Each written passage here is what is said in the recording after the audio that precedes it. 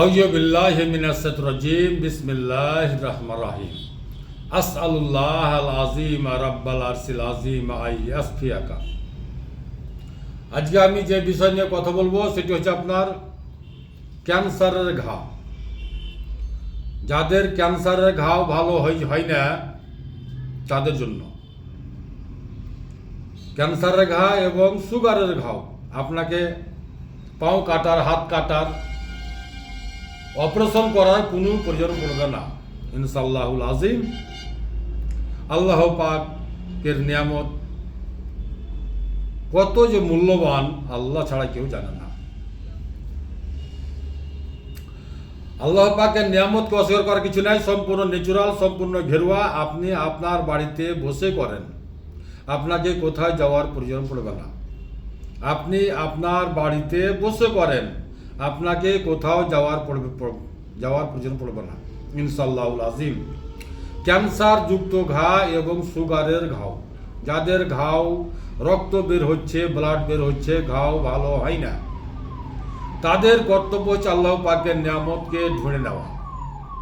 জি হ্যাঁ, তাদের কর্তব্য হচ্ছে আল্লাহ পাকের নিয়ামতকে ধরে নেওয়া। আল্লাহ পাকের নিয়ামত কোথায় আছে যে আমি আল্লাহ পাকের নিয়ামতকে সেই ঘায়ে লাগাবো আর আমার ঘাও ভালো হবে। ক্যান্সারের ঘাও এবং হচ্ছে আপনার সুগারের ঘাও। আমার হাতে দেখতে পাচ্ছেন আপনারা গাছটি, যে গাছটির নাম হচ্ছে জাকমে হায়া বা ভুংরাজ। গাছটি বালু মাটিতে হতে বেশি পছন্দ করে। গাছটির ফুল দেখেন এই মতো হয়, বালু মাটিতে হতে বেশি পছন্দ করে এবং গাছটির ফুল এই মতো হয়, লম্বা লম্বা তার ডাঁটা হয়, খুব লাজুক গাছ। কিছু করার প্রয়োজন নেই আপনাকে, শুধুমাত্র এটি গাছটির পাতা হাতে চাপ দিলে তার রস বেরিয়ে যাবে ইনশাআল্লাহ। হাতে চাপ দিলে তার রস অতি সহজে বেরিয়ে যাবে। হাতে চাপ দিয়ে তার রস বের করেন, দিনে দুবার করে লাগান, সকালে বিকেলে দিনে দুবার করে লাগান। শুধু এর রসটা লাগাইলে যথেষ্ট। তারপরে আমি একটা আরো বলে দিচ্ছি, সেটি হচ্ছে আপনার গাঁদা ফুল। যখন আপনার, আমি আগেও বলেছি আবারও বলছি, যখন আপনার কোনো ডাক্তার, কোনো কবিরাজ, কোনো হাকিম ফেল হয়ে যায়, তখন আল্লাহ তাদের জন্য থাকে। আল্লাহ পাক বলেন যে আমি তোমাকে ছেড়ে দিইনি। আল্লাহ কত দয়াশীল, কত মেহরবান, কত দয়ালু, যে আল্লাহকে মানুষ ডাকুক আর না ডাকুক, আল্লাহ কিন্তু দয়া মানুষ করে থাকে। আর আল্লাহকে না ডাকলেও আল্লাহ তাআলা তাকে শেফা দিয়ে থাকে। তাই আমি আপনাদেরকে আজকে আরও একটা ফর্মুলা শিখে দিচ্ছি, সেটা হচ্ছে আপনার গাঁদা ফুল। গাঁদা ফুলকে আপনি থেতো করেন, গাঁদা ফুলের পাতা বা ফুল, পাতা হলো হবে, ফুল হলো হবে, দুটাই কিন্তু গ্রহণযোগ্য। গাঁদা ফুল আপনার বাড়িতে হবে, যদি আপনার বাড়িতে না থাকে তাহলে আপনার বাড়ির আশেপাশে হবে ইনশাআল্লাহ। গাঁদা ফুলের পাতা বা ফুল যেটাই হোক না কেন, দুটার মধ্যে দুটাই গ্রহণযোগ্য।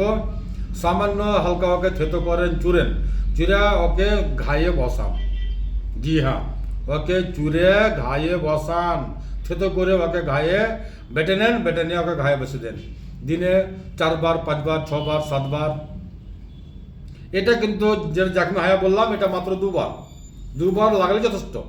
যদি আপনি এটা না পান তাহলে গাঁদা ফুলের পাতা বা ফুল দিনে 4 বার, 5 বার, 6 বার, 7 বার, 8 বার, 10 বার, যবার পারেন আপনি লাগান ইনশাআল্লাহুল আযীম।